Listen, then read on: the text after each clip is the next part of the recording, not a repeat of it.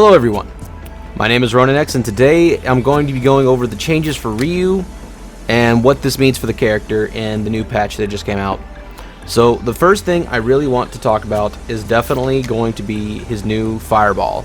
So just to give you an idea what they've done to it, the slow version of Ryu's Hadouken is slower, and the fast version is faster. And they upped the damage as well, moving it from 11% to 14%, which is a very significant buff. And they made slow Shaku a better combo extender on top of all of that. So yeah, they pretty much, what this buff essentially means is he's more able to zone, and he's a little more safe whenever he throws out a fireball now, because he can throw out options after he throws it out, like heavy jab, hard up till if you try to anti-air him, light Shoryuken, pretty much just like you would imagine he was meant to be played in Street Fighter. So this character is going to be very oppressive in a lot of matchups now because of this. But to go a little farther, the great thing about this character is all the things he can get out of slow Shaku hover as well. Which, if you don't know what slow Shaku hover, well, Shaku hover in general is just what it sounds like. You hover in the air with Shakunetsu, you short hop, and right when you hit the apex of your jump, or like right when you start to descend a bit, you start to input Shakunetsu Fireball, and it'll make you hover like slightly above the ground. So what that means is you jump, you do it, and then you can like go forward and get like a bunch of different true combos, you know, just stuff like that. So this opens up many doors for Ryu, because you can pretty much do slow Shaku into imagination. And it can also set up, and if they shield it, Shakunetsu does a ton of shield damage. Just to give you an idea of what it looks like. Another tip to know is, because Shakunetsu comes out 8 frames faster now, as soon as the animation ends on shield for Shakunetsu, you can immediately throw another one as soon as you see it end.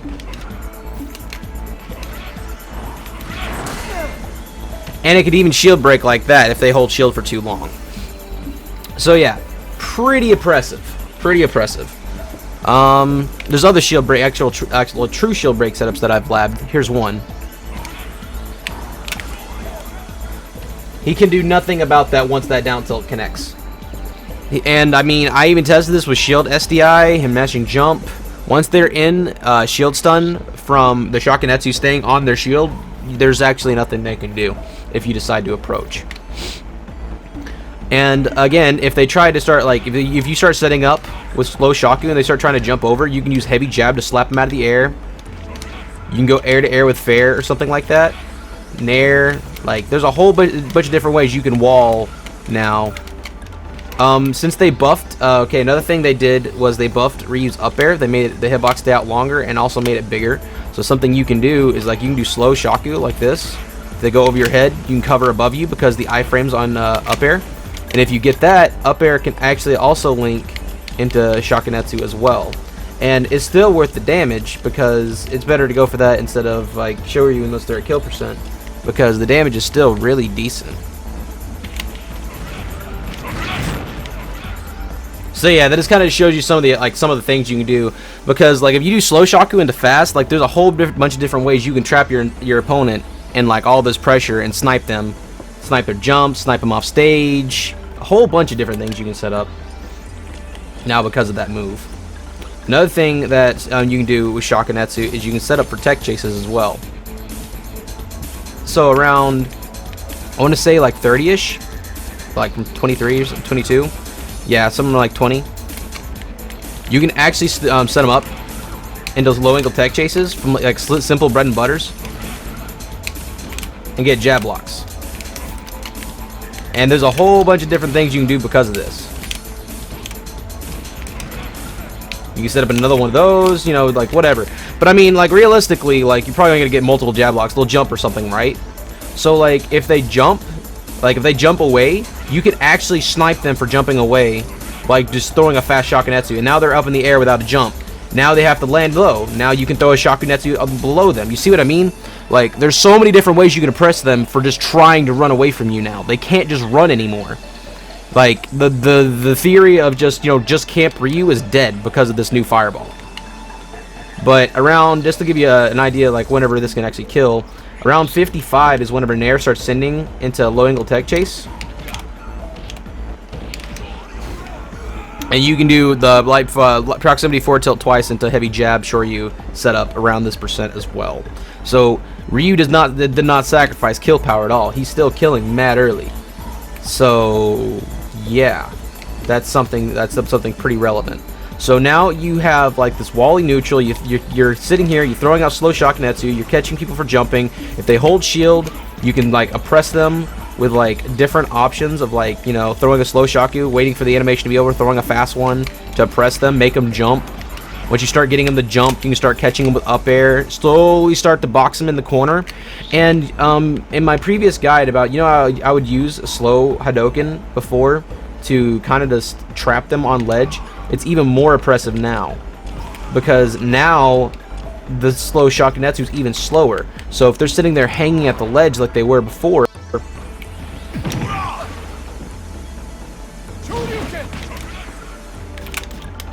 see now slow shock Netsu burns their iframes of the ledge even more.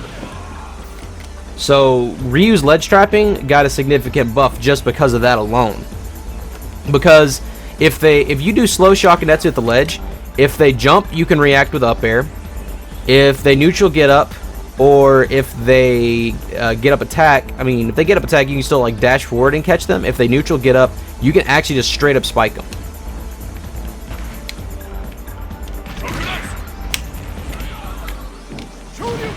See, just like that. I did that with slow Shaku hover. Let me show you what you can do with let me show you what you can do with normal grounded version.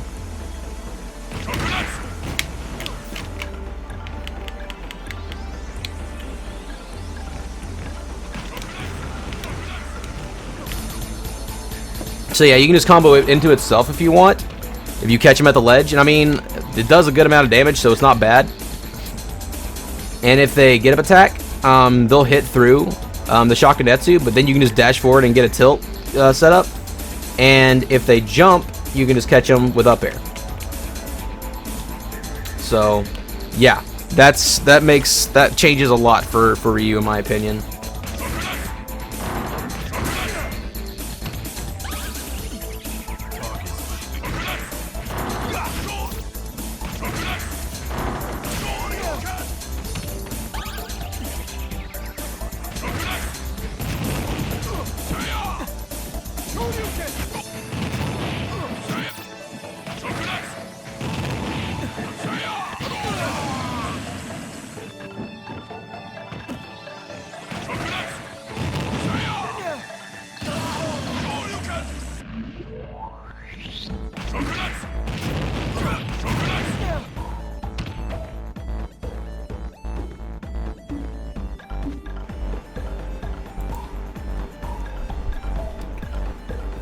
So those combos I just showed should get the gears turning for like all the different things you could do with Shakunetsu with Ryu. That's pretty much everything that is new about the character. I will have more thought out guides when I have more time with both him and Ken. But that'll be the end of this guide here. If you guys enjoyed this video, please drop a sub and hit that like button. Definitely helps me out a lot. And if you have any questions whatsoever about Ken or Ryu, please drop it down below. I will say this, right now I do think that Ryu might possibly have the better neutral, but Ken will have the better pressure game, which is more accurate to their characters in Street Fighter, which is pretty much what this entire patch was for both these characters, is they are more accurate to what they are meant to be like, which I love. I honestly I fell in love with this game all over again from this past patch, and I know that everybody who's here playing Shotos probably has too, so I'm glad you guys are as happy as me. But anyways, I am Ronin X, and I will see you next time. Peace.